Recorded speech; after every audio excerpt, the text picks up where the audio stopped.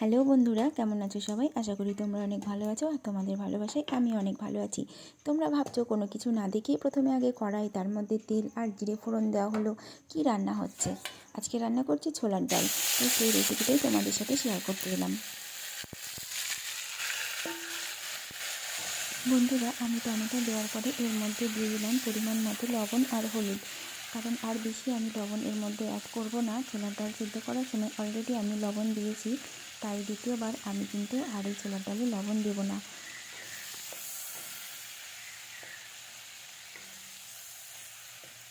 বন্ধুরা, টমেটো ভালো করে গলে গেলে আমি এর মধ্যে সিদ্ধ করে রাখা মশলাগুলো দিয়ে দেব। তারপরে আরও কিছুক্ষণ ভালো করে কষিয়ে নেব। কষানো হয়ে গেলে আমি এর মধ্যে দিয়ে দেব ধনে গুঁড়ো আর কাশ্মীরি লঙ্কার গুঁড়ো।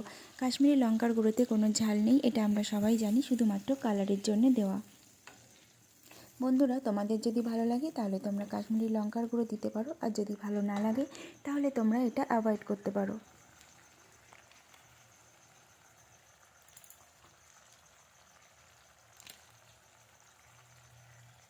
বন্ধুরা, মশলাটা কষানো হয়ে গেলে আমি এর মধ্যে সামান্য পরিমাণ চিনি দেব। স্বাদের জন্য কিন্তু নয়, চিনি দিলে মশলা খুব সুন্দরভাবে ব্যালেন্স হয়ে যায়, সেই জন্যই চিনি দেওয়া।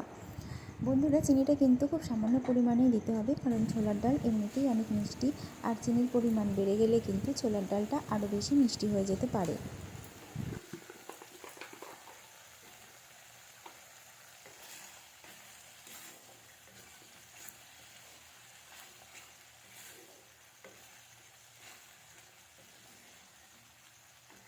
মশলাটা কিন্তু আমার খুব সুন্দরভাবে কষানো হয়ে গেছে।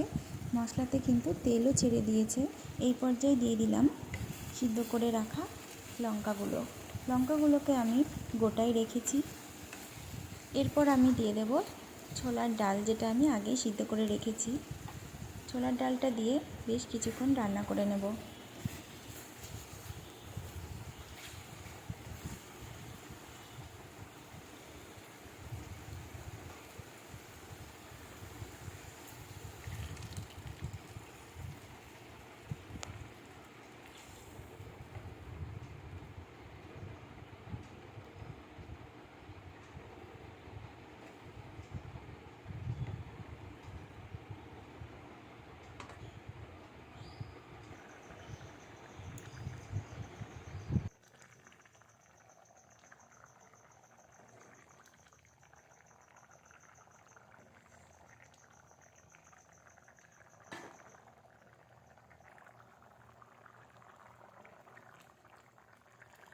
পুরো ডালটা আমার হয়ে এসেছে। এবার আমি এর মধ্যে গরম মশলা দিয়ে নামিয়ে নেব। গরম মশলাটা আমি শিলপাটাতে বেটে রেখেছি। গরম মশলা যদি বেটে দেওয়া হয় তাহলে কিন্তু এর সুগন্ধটা অনেক বেশি পাওয়া যায়।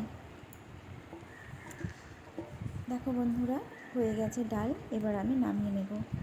নামিয়ে নিয়ে একটা আলাদা বাটিতে পরিবেশন করে তোমাদের দেখাচ্ছি ডালটা দেখতে কতটা সুন্দর হয়েছে। আর তোমরা দেখেই বুঝতে পারছো বন্ধুরা, ডালটা কিন্তু খেতেও অনেক সুন্দর হয়েছে।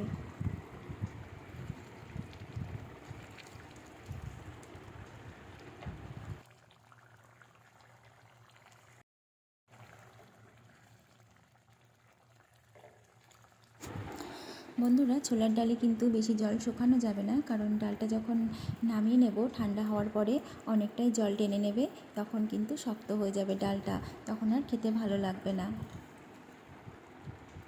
বন্ধুরা, আমি এবার ডালটাকে নামিয়ে নেব।